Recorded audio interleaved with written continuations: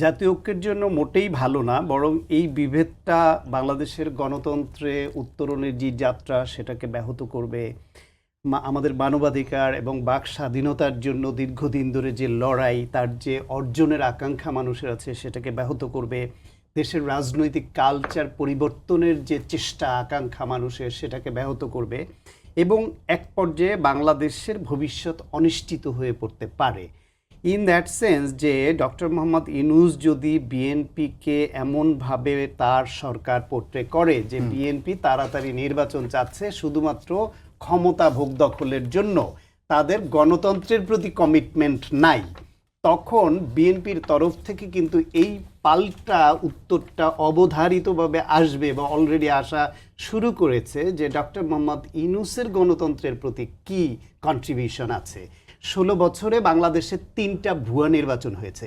ওই 3টি নির্বাচনের একটি নির্বাচনকে নিয়ে তিনি দেশে বা বিদেশে করে স্টেটমেন্ট করেছেন যে এটা ফেক নির্বাচন হয়েছে, এখানে মানুষ ভোট দিতে পারে না, এই অটো নির্বাচন, বিনা ভোটের নির্বাচন, রাতের নির্বাচন দিয়েছেন?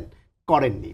বাংলাদেশে ব্যাপক গুম খুন হয়েছে, আয়না ঘরের বিষয়ে চাউর হয়েছে, all the prime ministers main বলে যে আল জাজিরা শেখ হাসিনা সাঙ্গপাঙ্গদের নিয়ে রিপোর্ট করেছে। বিএনপি, জামায়াত ইসলাম সহ ডান বাম বহু দলের নেতাকর্মীরা জেল জুলুম হুলিয়া মাথায় নিয়ে সংগ্রাম করেছে, জেল খেটেছে, গুমের শিকার হয়েছে, খুনের শিকার হয়েছে। তাদের কন্ট্রিবিউশন আছে, দোষ ত্রুটি সবারই কম বেশি আছে, কিন্তু তারপরেও কন্ট্রিবিউশন আছে।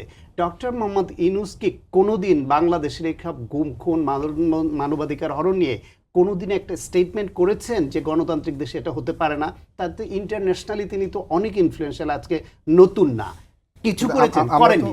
এগুলা না করার পরে একটা কথা বলছি, না করার পরেও তাকে সবাই অভিভাবক মেনেছিল, এখনো মানছে।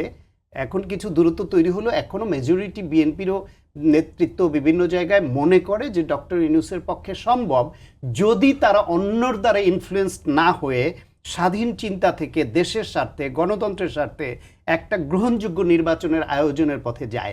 আপনি সংস্কার অনেক করতে পারবেন, সংস্কার তো সবারই চাওয়া এবং চলমান প্রক্রিয়া। আপনি দেখেন যে দলের প্রধান এবং সরকার প্রধান একই ব্যক্তি না হলেই যে সমাধান হয়ে যায়, এই নজির কিন্তু অনেক জায়গায় নেই। ইন্ডিয়াতে আপনার বিজেপি কি করেছে, তাদের মোদি প্রধানমন্ত্রী হচ্ছে, অমিত শাহ অন্য কাউকে দলের প্রধান করছে,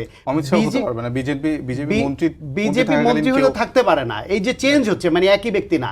তাতে কি ইন্ডিয়ায় আপনার ওরা কংগ্রেসকে, বাংলাদেশে হাসিনা যেভাবে বিএনপিকে 30 সিট ধরিয়ে দিয়ে বা 5-7 সিট ধরিয়ে দিয়েছে, ইন্ডিয়ায় বিজেপি তো সংবাদ মাধ্যম ব্যবহার করে, তাদের প্রশাসন ব্যবহার করে, অর্থ ব্যবহার করে, অবৈধ ব্যবহার করে মোদি তো কংগ্রেসের সঙ্গে একই আচরণ করেছে। তাতে কি লাভ রয়েছে? আসলে এই সংস্কৃতির সংস্কার দরকার।